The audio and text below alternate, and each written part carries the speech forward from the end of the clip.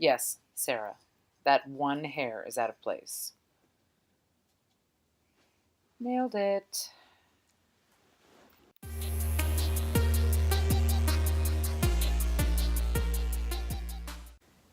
Hi everyone, welcome back to the final episode of my 30-day post-pregnancy weight loss challenge. And I'm so happy that it's finished, first of all. And second of all, that I made it through the entire thing.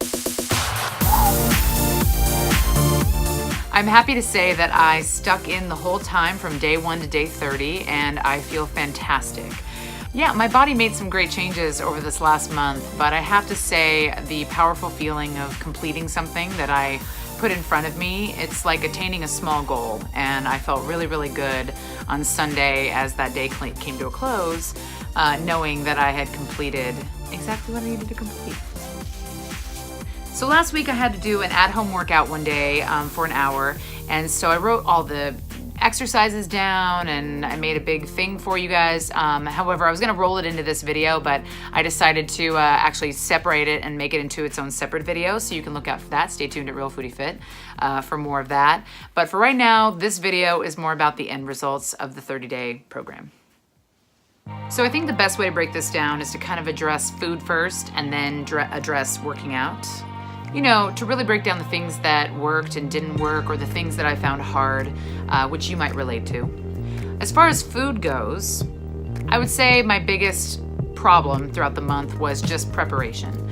You know, I knew that I had 30 days that I had to address only certain kinds of food items, and yet I still didn't necessarily do my best job at preparing a lot of the time. So, you know, I did hard-boiled eggs and, you know, have veggies on hand, and I would just throw them into a container, but I think I could have done a better job actually like preparing more meals.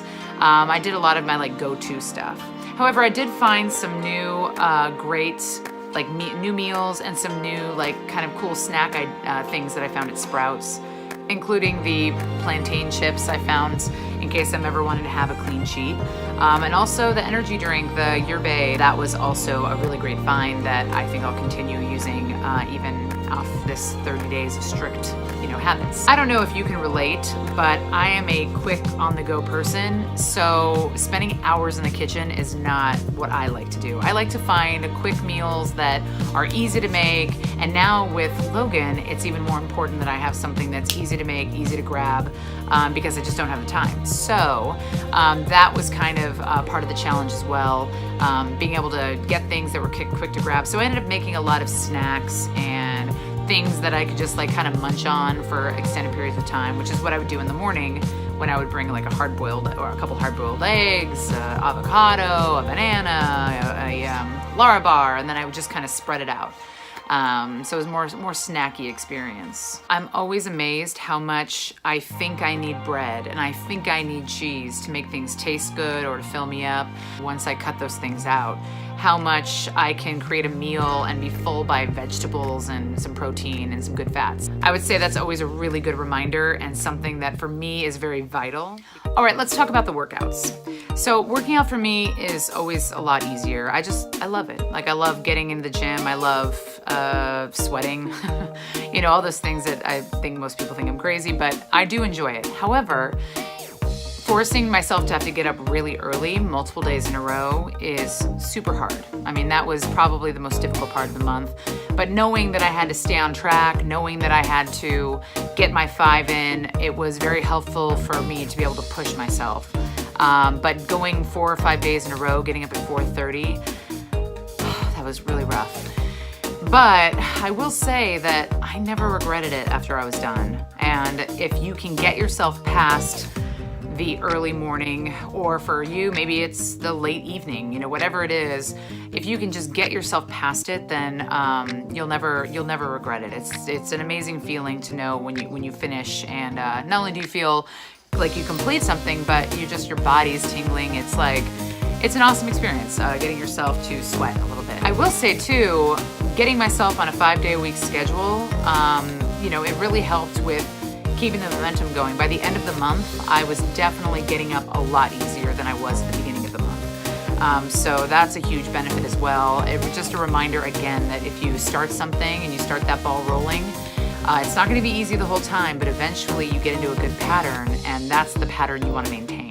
The other great thing I noticed about the month 2 is I can feel my strength coming back. I don't know if you guys have experienced this as well, but post-pregnancy, I mean, you lose so much strength. You decondition for 9 months, and then all of a sudden you're like thrust back in. And in my case, I went 2 months without doing anything.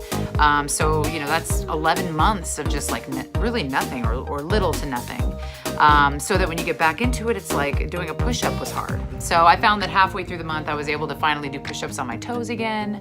I was able to pick up heavier weights again, and planks felt stronger. I wasn't like weakly like falling out of it, which I had been at the very beginning. So overall, that feels amazing, and it really reminds me that again, there's progress, and it's, looking at it in retrospect is always a lot better than looking at it at the moment, because at the moment it always feels like you're failing a little bit. But if you can look back on it and you give yourself that opportunity to do that, then you can see the progress that you've made.